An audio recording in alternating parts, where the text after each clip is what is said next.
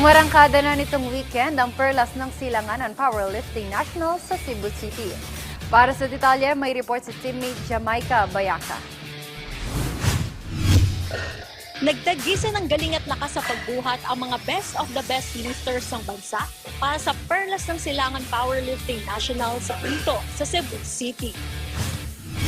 Dumayo mula sa iba't ibang panig ng Pilipinas ang mga lifters para sa isang taonang nationwide powerlifting league na layong tuklasin ng mga susunod na kampyon. Sa unang araw ng kompetisyon nitong Sabado, tampok ang 16 na kababaihan mula sa developmental, sub-junior at junior categories. Nangibabaw ang ilang world champions na sina Jessa May Tabuan at Jane Erasmo sa kani-kanilang age group. Nakapagtala si Tabuan ng 180 kg sa squat, 115 sa bench press at 170 sa deadlift. Habang si Erasmo naman ay nakapagbuhat ng 190 kg sa squat, 120 sa bench press at 185 sa deadlift.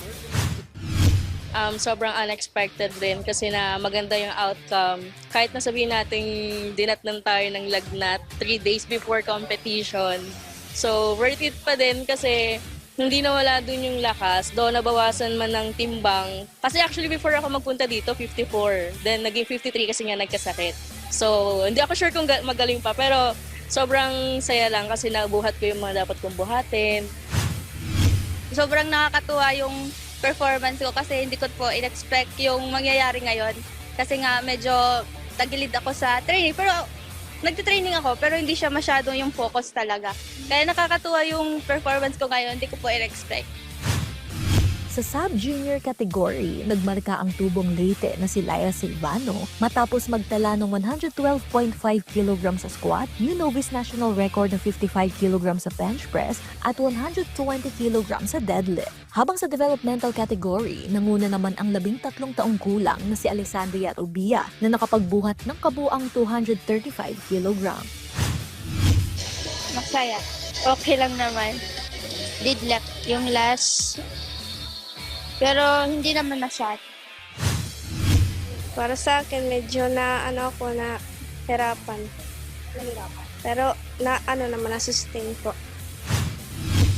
Samantala, 13 kalalakihan naman ang bumida sa ikalawang araw ng kompetisyon nitong linggo. Mula sa mga chikiting hanggang sa mga binatang atleta, hindi umurong sa bigat ng steel plates at hamon ng kompetisyon. Namukod tangi ang 17 anyos na si Renante Tubanya Jr. sa sub-junior category matapos makapagbuhat ng kabuang 581 kg. Pinatunayan din ni Ronald Tupas Jr. ang kanyang lakas matapos manguna sa kanyang age group. Tinarangalan pa ang ilang mga nagkamit ng medalya sa kanilang kategorya.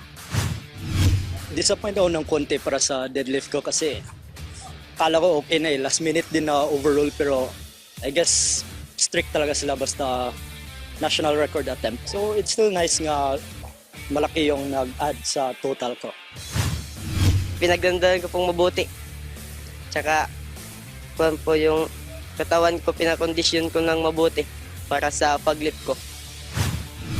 Isa ang Perlas ng Silangan sa humuhubog sa mga kabataang atleta ng bansa. Sa pamumuno ni Eddie Torres, Tournament Director at dating Pangulo ng Powerlifting Association of the Philippines, ipinakilala ang natatanging developmental category na unang nagsimula sa Pilipinas. Layo nito na bigyan ng maagang plataporma ang mga bata at may handa sila para sa mga mas malalaking international competitions.